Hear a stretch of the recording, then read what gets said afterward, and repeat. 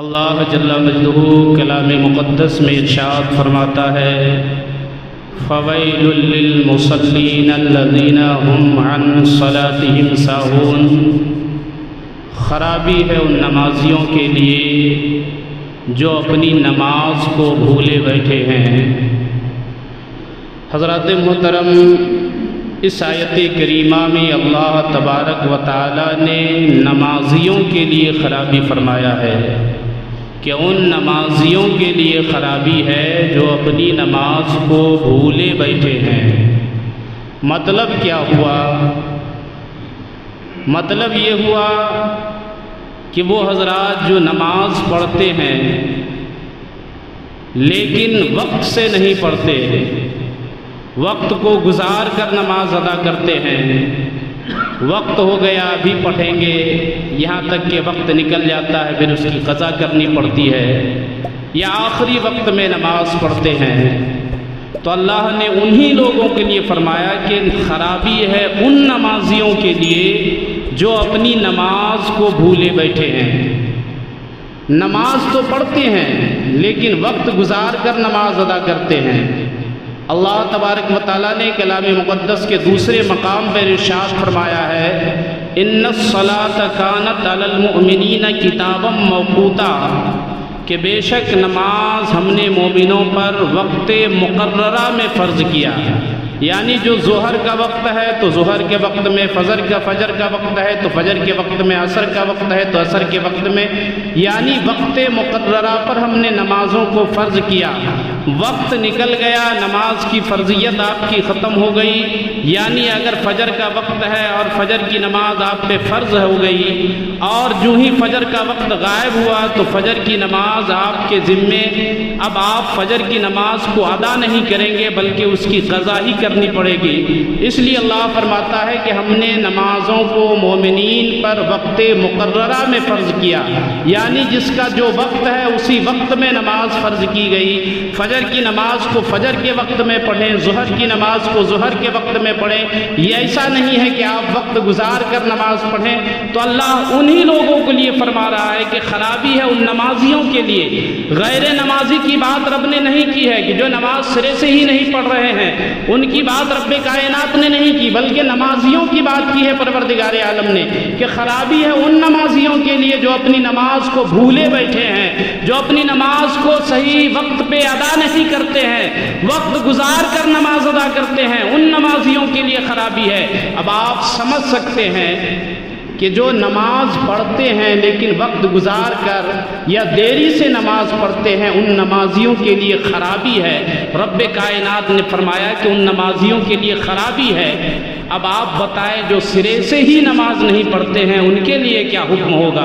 آپ خود سمجھدار ہیں، آپ خود سمجھ سکتے ہیں کہ ان کے حکام کیا ہوں گے، ان کے لیے رب کی کیا وعیدیں ہوں گی، ان کے لیے رب کا کیا سزا ہوگا، یہ آپ خود اہل عقل والے ہیں، خود سمجھ سکتے ہیں۔ لیکن میرے محترم بزرگوں اور دوستو، ہم نماز بھی ادا کرتے ہیں اور نماز کو صحیح ڈھنگ سے ہم نے ادا بھی نہیں کیا ہے۔ میرے محترم بزرگوں اور دوستو، اسی لیے کہا گیا ہے کہ علم دین سیکھنا فرض ہے۔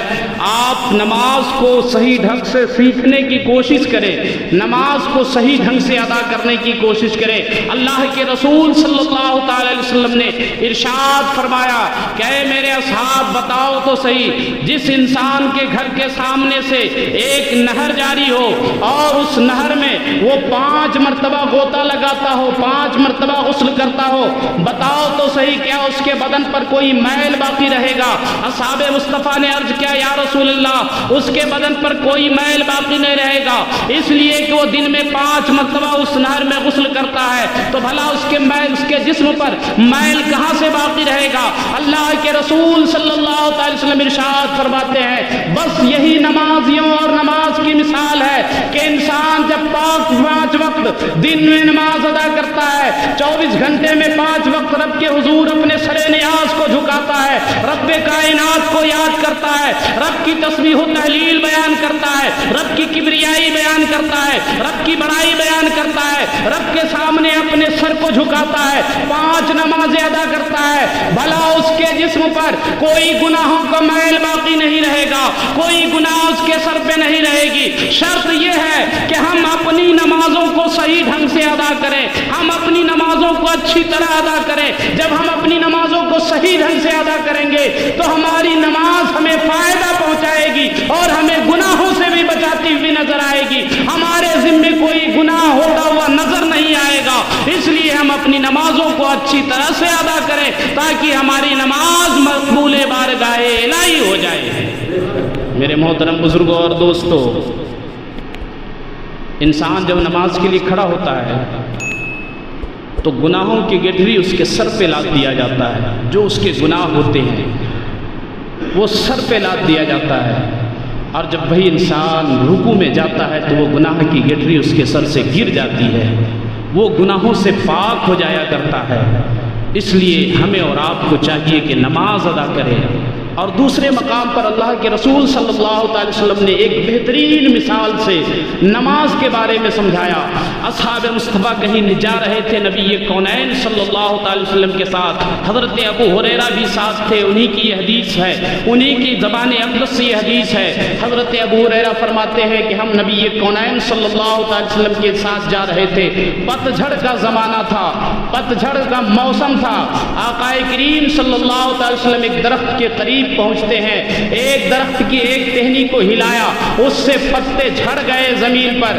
اللہ کے رسول صلی اللہ علیہ وسلم نے اصحاب مصطفیٰ کو مخاطب کر کے فرمایا، اے میرے اصحاب، جانتے ہو جب بندہ مومن نماز پڑھتا ہے اور اللہ کے حضور اپنے سر نیاز کو جھکاتا ہے، اس کے جسم سے گناہ اس طرح جھڑ جاتے ہیں جس طرح اس درخت سے پتے جھڑے ہیں، جس طرح اس درخت سے پتے جھڑ جاتے ہیں اسی طرح اس انسان کے جسم سے گناہوں کا میل ختم ہو جاتا ہے، گناہ جھڑ جاتے ہیں۔ اس لیے میرے محترم بزرگوں اور دوستو، ہمیں اور آپ کو چاہیے کہ نماز میں رغبت پیدا کریں، نماز کے لیے ہم اپنے آپ کو تیار کریں، اس لیے کہ یہ فرض عین ہے۔ کل قیامت کے دن اللہ تبارک و تعالی سب سے پہلے اسی کے بارے میں ہم سے سوال کرے گا، اے بندہ مومن، ہم نے تجھے زندگی دی، اے بندہ مومن، ہم نے تجھے زندگی کے اسباب دیے، ہم نے تمہیں ساری نعمتیں اکٹھا کی، ہم نے تمہیں ساری نعمتوں سے مالا مال کیا، تم نے ہمارے حضور اپنے سر کو جھکایا یا نہیں، تو نے نمازیں پڑھی یا نہیں؟ روز محشر کے جا گداز بود اولی پرشش نماز بود، رب کائنات کے سامنے جب ہماری سب سے پہلی پرشش ہوگی تو وہ نماز کے بارے میں رب کائنات پوچھے گا، اے بندہ مومن، ہم نے تمہیں سارے عیش و آرام کی چیزیں مہیا کرائی، ساری نعمتوں سے مالا مال کیا، ساری چیزیں دی، کیا تم نے ہمارے لیے نماز پڑھی یا نہیں؟ اب بھلا بتائیے تو صحیح، ہمارا جواب رب کائنات کے سامنے کیا ہوگا؟ ہم کیا رب کائنات کو منہ دکھائیں گے؟ آج ہم نماز سے کوسوں دور بھاگتے ہوئے نظر آ رہے ہیں۔ ایک مثال میں آپ کو دیتا چلوں، ہم مسلمان کہلاتے ہیں، ہم مومن کہلاتے ہیں، کیا رہا ہمارے اندر دینداری ہے؟ کیا رہا ہمارے اندر دین ہے؟ اللہ کے رسول صلی اللہ علیہ وسلم کا ایک ارشاد ہے، الصلاۃ عماد الدین، نماز دین کا ستون ہے۔ اب آپ بتائیے کہ ستون، چھت آپ جب قائم کریں گے تو چھت کے لیے ستون ضروری ہے، کھمبا ضروری ہے، پیلر ضروری ہے، اور دین کس پر ٹکا ہوا ہے؟ نماز پہ۔ نماز دین کا ستون ہے۔ اب آپ بتائیں، جب آپ نماز نہیں پڑھیں گے، آپ کے پاس ستون نہیں ہوگا، کھمبا نہیں ہوگا، تو بھلا آپ کے پاس دین ہوگا؟ دین کی چھت تو یوں ہی ڈھ جائے گی، بغیر کھمبے کے کوئی چھت رہ نہیں سکتا۔ اس لیے آج ہم جو سرگرداں ہیں، ہم جو پریشان ہیں، ہم اللہ کی ذات پہ یقین تو رکھتے ہیں، اللہ کو وحدہ لا شریک مانتے تو ہیں، لیکن جو دین کا ستون ہے اس ستون کو ہم نے ڈھا دیا ہے۔ نماز سے ہم کوسوں دور ہوتے ہوئے نظر آ رہے ہیں، نماز ہم پڑھنے کے لیے تیار نہیں ہے۔ اللہ کے رسول نے فرمایا نماز دین کا ستون ہے، اور جب ستون ہی ہمارے پاس نہیں رہے گا تو بھلا دین ہمارے پاس کہاں سے رہے گا؟ یہی وجہ ہے کہ ہم صرف مسلمان کہلاتے ہیں، لیکن صحیح معنوں میں ہم مومن کہلانے کے حقدار ہی نہیں ہیں، اس لیے کہ ہمارے پاس دین ہی نہیں ہے۔ لہذا مومنوں، اپنے دین کو سنبھالو، اپنے دین کی چھت کو قائم رکھو، اللہ کے رسول کے ارشاد کے مطابق نماز دین کا ستون ہے، اس ستون کو آپ برقرار رکھیے، نماز پڑھیے۔ نماز پڑھنے سے بہت سارے فائدے ہیں۔ ایک تو جسمانی آپ کی ورزش بھی ہوتی ہے، تو آپ طرح طرح کی بیماریوں سے بھی محفوظ ہوتے ہیں۔ دوسرے رب کی حمد و ثنا بھی ہوتی ہے، رب کی بندگی بھی ہوتی ہے، رب کی عبادت و ریاضت بھی ہوتی ہے، رب کے فرمان پر عمل بھی ہوتا ہے۔ رب نے جو چیزیں ہمارے اوپر فرض کی ہے اس چیزوں کو ہم ادا کرنے کے لیے بھی تیار ہوتے ہیں۔ نماز سے ہمارے لیے بہت سارے فوائد ہیں۔ ہمارے رزق میں برکتیں ہوتی ہے، عمر میں برکتیں ہوتی ہے، ہمارے بال بچوں میں، ہمارے بال بچوں کے لیے خیر کی اور بھلائی کی رب سے ہم دعا کرتے ہیں۔ نماز اس سے بھی ہمیں فائدہ پہنچاتی ہے۔ نماز دین کا ستون ہے۔ نماز ہمارے لیے بہت ساری برکتیں لے کر آتی ہے۔ نماز ہمارے لیے بہت سارے، ہم کامیابی کے پیچھے بھاگتے ہیں، ہم سوچتے ہیں کہ ہم کامیاب ہو جائیں، ہم سوچتے ہیں کہ ہم کامرانی کی منزل سے ہمکنار ہو جائیں، ہم سوچتے ہیں کہ ہم کامیابی کی منزل پہ پہنچ جائیں۔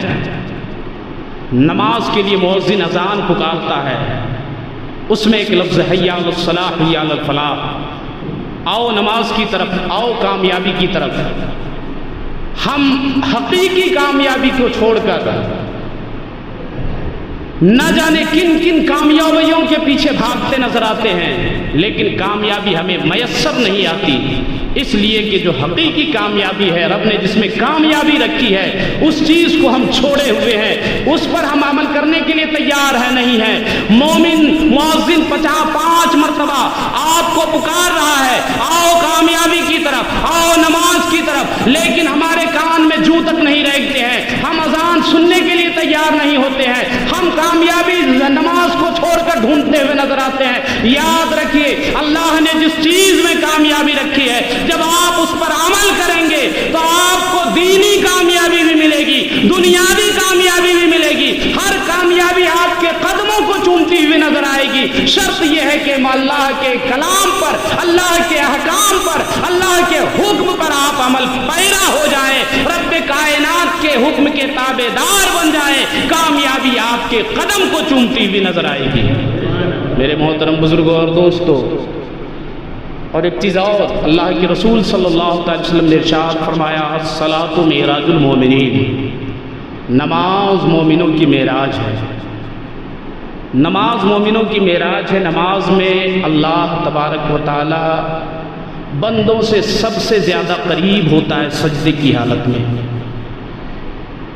اللہ اور بندے کے درمیان کوئی فاصلہ نہیں ہوتا، اسی لیے اللہ کے رسول نے فرمایا نماز مومنوں کی معراج ہے، کہ بندے مومن اگر خلوص کے ساتھ صحیح ڈھنگ سے اللہ کی طرف اپنے ذہن و فکر کو متوجہ کر کے اللہ کی یاد میں مستغرق ہو کے نماز کو ادا کرے تو اللہ کے جلووں سے، اللہ کے نور سے اس کا دل روشن و منور ہو جاتا ہے۔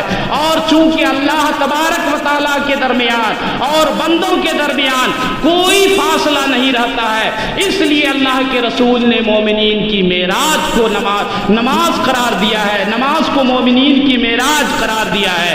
اور دوسری بات یہ ہے کہ نماز مومنین کی معراج کیوں ہے؟ علماء کرام، صوفیاء کرام فرماتے ہیں کہ جب بندہ مومن نماز کے لیے کھڑا ہوتا ہے تو نبی کونین صلی اللہ تعالی وسلم کے اسم گرامی کو وہ ادا کرتا ہے، آقا کریم صلی اللہ تعالی وسلم کے نام پاک کو وہ ادا کرتا ہے نماز میں، اس لیے نماز مومنین کی معراج ہے۔ اللہ کے رسول کے دو نام، زمینی نام محمد، آسمانی نام احمد۔ اللہ نے آسمان پر احمد نام رکھا اور زمین پر آپ کے دادا نے آپ کا نام محمد رکھا، تو حضور کے دو نام ہیں، ایک زمینی نام محمد، آسمانی نام احمد۔ اب بندہ مومن جب نماز کے لیے کھڑا ہوتا ہے تو حضور کے آسمانی نام کو وہ ادا کرتا ہوا نظر آتا ہے۔ جب بندہ مومن نماز کے لیے کھڑا ہوتا ہے تو اس کی شکل الف سے بن جایا کرتی ہے، جب وہ رکوع میں جاتا ہے تو ہاء کی شکل اختیار کرتا ہے، جب وہ سجدے کی حالت میں جاتا ہے تو میم کی شکل اختیار کرتا ہے، اور جب وہ قاعدے میں بڑھتا ہے تو دال کی شکل اختیار کرتا ہے۔ گویا بندہ مومن نماز تو رب کے لیے پڑھ رہا ہے، نماز تو رب کی ادا کر رہا ہے، لیکن نبی کونین صلی اللہ تعالی وسلم کے نام پاک کو بھی وہ ادا کر اور جو نام مصطفیٰ کو ادا کر رہا ہے۔ اسی لیے اللہ نے نماز کو مومنین کی معراج قرار دیا ہے، کہ اس لیے کہ مومنین کی معراج نماز ہے، اس لیے کہ مومنین نبی کونین کے نام کو نماز کی حالت میں ادا کرتا ہوا نظر آ رہا ہے، اس لیے اللہ نے مومنین کی معراج فرمایا ہے نماز کو۔ میرے محترم بزرگوں اور دوستو، اس لیے ہمیں اور آپ کو چاہیے کہ ہم اپنی نمازوں سے نہ بھاگیں۔ نماز تو ہمارے اوپر فرض ہے، ہم جس حال میں بھی رہیں، جیسے بھی رہیں، ہمیں نماز پڑھنی ہی پڑھنی ہے، اچھے ہوں تو، بیمار ہوں تو، یہاں تک کہ آپ اگر بستر مرگ پر ہیں تو بھی آپ پر نماز، آپ سے نماز ساقط نہیں ہوتی، بلکہ آپ کو نماز اسی حالت میں ہے، آپ فرض ہے، آپ چاہے اشارے سے پڑھے، چاہے کنائے سے پڑھے، چاہے بیٹھ کر پڑھے، چاہے کھڑے ہو کر پڑھے، نماز کو ہر حال میں آپ کو ادا کرنا ہے۔ نماز یہ اولین فرض ہے اسلام میں، سب سے پہلا فرض ہے، اور اسی وجہ سے سب سے پہلے نماز کی ہی پرشت ہوگی قیامت کے دن۔ میرے محترم بزرگوں اور دوستو، آج ہم نمازیں بھی پڑھتے ہیں لیکن ہم نمازیں صحیح ڈھنگ سے ادا نہیں کرتے۔ پچھلے جمعہ میں نے کچھ باتیں بتائی تھی، لیکن پھر بھی میں نے دیکھا کہ ان باتوں پر لوگ عمل پیرا ہونے کی کوشش نہیں کرتے، وہی حال، وہی چیز، سب کچھ وہی کر رہے ہیں، بتانے کے باوجود بھی اس پر عمل نہیں کیا جا رہا ہے۔ یاد رکھیے، جب آپ صحیح ڈھنگ سے نماز نہیں پڑھیں گے تو آپ کی نماز ہی نہیں ہوگی، تو نماز ہمیں فائدہ کہاں سے پہنچائے گی؟ نماز ہمیں کامیابی کی منزل سے ہمکنار کہاں سے کرے گی؟ نماز ہمیں کامیابی کی طرف کیسے لے چلے گی؟ نماز ہمیں برکتیں اور وسعتیں کیسے دلائے گی جبکہ ہم نماز صحیح ڈھنگ سے ادا ہی نہیں کر پاتے؟ میرے محترم بزرگوں اور دوستو، نماز صحیح ڈھنگ سے ادا کیجیے۔ اور ایک چیز اور دیکھنے میں آیا، کچھ لوگ یوں موڑ لیتے ہیں ایک دم آستینوں کو، سینے کا بٹن کھلا ہوا ہے، نماز میں آیا جھٹ سے نیت باندھ لیا۔ یاد رکھیے، اللہ تبارک و تعالی حکم الحاکمین ہے، بادشاہوں کا بھی بادشاہ ہے، ساری چیزوں کا خالق کائنات ہے، ساری چیزوں کا خالق و مالک ہے۔ آپ اس کی بارگاہ میں کھڑے ہو رہے ہیں، اس بادشاہ کی بارگاہ میں کھڑے ہو رہے ہیں، اور ایسے انداز میں کھڑے ہو رہے ہیں گویا لڑائی کرنے کے انداز میں آپ ہیں، لڑنے کے لیے آئے ہیں۔ آستینے آدمی کب چڑھاتا ہے؟ جب کسی سے لڑائی ہوتی ہے، کسی سے کوئی بحث ہو جاتا ہے تو آستینے چڑھا لیتا ہے۔ آپ ایسے انداز میں نماز کے لیے کھڑے ہوتے ہیں۔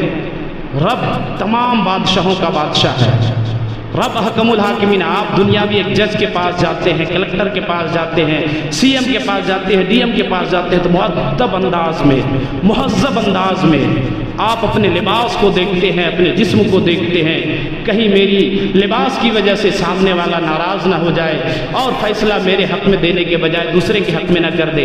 آپ ہر چیز کو دیکھ بھال کر ایک دنیاوی جج کی بارگاہ میں جاتے ہیں، ایک دنیاوی ڈپٹی کلکٹر یا سی ایم یا ڈی ایم کی بارگاہ میں آپ جاتے ہیں کہ اس انداز میں جاتے ہیں کہ تاکہ ہم اس کے سامنے مہذب رہے، مؤدب انداز میں جاتے ہیں۔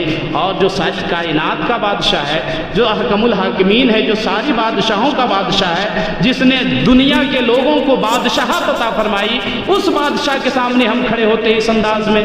ہمارا طریقہ کیا ہے؟ اعلیٰ حضرت سرکار فرماتے ہیں اگر کسی نے آستین کو کلائی سے اوپر موڑ لی تو اس کی نماز نہیں ہوگی۔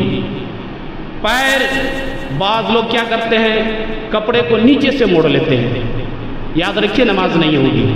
اعلیٰ حضرت فرماتے ہیں فتویٰ ہے کہ نماز نہیں ہوگی، چاہے آپ پائجامے کو، پینٹ کو اوپر سے موڑے، نیچے سے موڑے، نماز نہیں ہوگی۔ جس حال میں آپ کا پینٹ ہے، جس حال میں آپ کا پائجامہ ہے، اس حال میں اسے رہنے دے۔ یہ الگ بات ہے کہ گھٹنے سے نیچے آپ کا پائجامہ ہے یا آپ کا پینٹ ہے، وہ آگ میں رہتا ہے۔ اللہ کے رسول صلی اللہ علیہ وسلم نے ارشاد فرمایا کہ گھٹنے سے نیچے پہننے والے کے لیے وہ کپڑے آگ میں رہتے ہیں، لیکن نماز آپ کی ہو جائے گی، نماز میں کوئی خرابی نہیں ہوگی۔ لیکن اگر آپ نے اس چیز کو موڑ لیا تو آپ کی نماز نہیں ہوگی، چاہے آپ اوپر موڑ لیں، چاہے آپ نیچے موڑ لیں، آپ کی نماز نہیں ہوگی۔